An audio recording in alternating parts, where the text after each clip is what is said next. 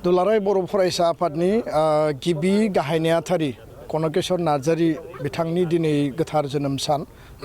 83थि गोथार जोनोम सानखौ दिनै जोङो रामफलबिल दख'रा दुलाराय बर' फरायसा आफाद क'क्राझार जिल्लानि सिङाव थानाय बिथांनि जि बे राजा लामानि साखाथियाव जि मुसुखा दङ बे गोथार मुसुखायाव जोङो मान बावनानै बिथांखौ जों गोसोखांदों। दिनैनि बे सानाव आङो कन'क नार्जारिनि सोरगोआरि जिउमानि आलो गोजोननि थाखाय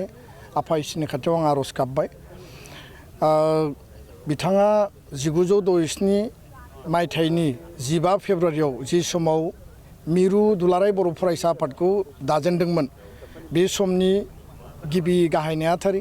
आरो बै समाव आफादगिरि महरै बानेश्वर बसुमतारिया बिबान मोनदोंमोन। दा बेखायनो बिथांनि जिखिनि हाबा मावलांनाय जिखिनि माहारिनि फारसे बिथांनि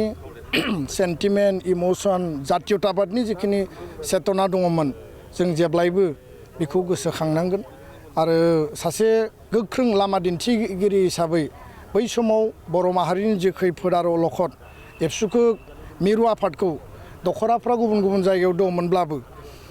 मिरु आफादखौ गिबियै अर्गेनाइज मेनाराव अल अभार आसाम बा अल अभार इन्डियानि बर'फोरनि सार्थ आरो बर'फोरनि राइट्स बर'फोरनि इन्टारेस्टनि थाखाय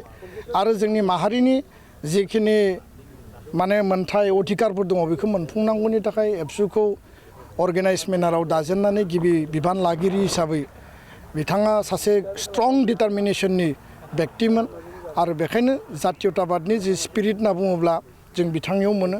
आरो उननि समाव बिथाङा 6 बोसोर बड'लेण्ड सोमावसारनाय बड'फा उपेन्द्रनाथ ब्रह्मनि जिखिनि आलादा रायजोनि जि बड'लेण्ड आन्दलन आरो बे बड'लेण्ड आन्दलनाव बड'फाखौ गासै बिथिंजों मेन्टेलि मरेलि आरो फिजिकेलि बिथाङा मदद होनानै बड'फायाबो बिथांनियाव गोबां गाइडेन्स लाफैयोमोन सावरायोमोन आरो दिनै बे गोथार हाबाफारियाव जों हिराबाइ नार्जिनारि बिथांनि आंगो अनजालि बिसियाबो दिनै जोंनो दङ आरो बिथांनिफ्राय जिखिनि बाथ्रा खोथाफोरखौ जों मिथिदों बेयो मोनसे जारिमिनारि बै समनि बड'लेण्ड सोमावसारनायनि जि थासारिमोन। बिनि उनाव सोमावसारनायनि 6 बोसोरनि उनाव BAC एकर्ड जादों आरो बड'लेण्ड अट'नमास काउन्सिल 93आव एकर्ड जानायनि उनाव उननि समाव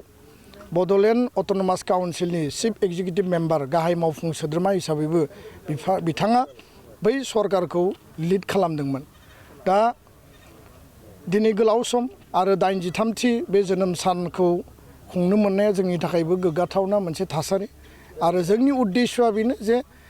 जोंनि माहारिनि महान गेदेमा सुबुंफोरखौ जों जेब्लाबो गोसोखांनांगोन आरो बिथांमोननि जि होलांनाय जि आदर्श बे आदर्शखौ जोङो जेब्लाबो लामा हान्थिनानै हारिनि आद्रा थानाय जेंना जेंसि सिमांखौ जाफुंहोनांगौआ जोंनि गुबै थांखि होननानै आं सानो आरो खैफोद अलखद जि थासारि फैया मानो जोंखौ जाय जेरै गादबनो नागिरा मानो दुलाराय बर' फरायसा आफादा ओरैबायदि मोनसे सक्ति आरो सक्तिशालि आफाद सा सानजा भारताव मुलुगावनो बर' माहारिखौ लिड खालामनानै बिश्व दरबाराव प्रतिष्ठा खालामनाया बड'फानि लिभ एन्ड लेट लिभ आदर्शजों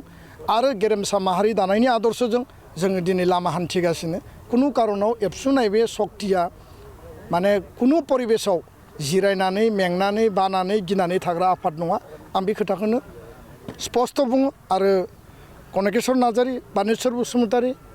बड'फा उपेन्द्रनाथ ब्रह्म करेन्द्रनाथ बसुमतारि बिथांमोननि जि लिडारशिप बे लिडारशिपआ जोंखौ जेब्लायबो इन्सपिरेसन होयो।